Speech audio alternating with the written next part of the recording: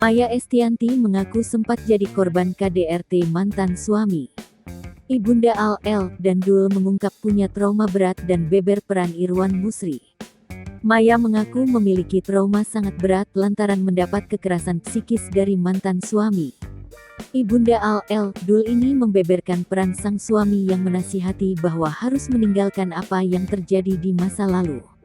Irwan tetap tak henti mengingatkan sang istri agar tak membawa masa lalu di kehidupannya sekarang yang sudah bahagia.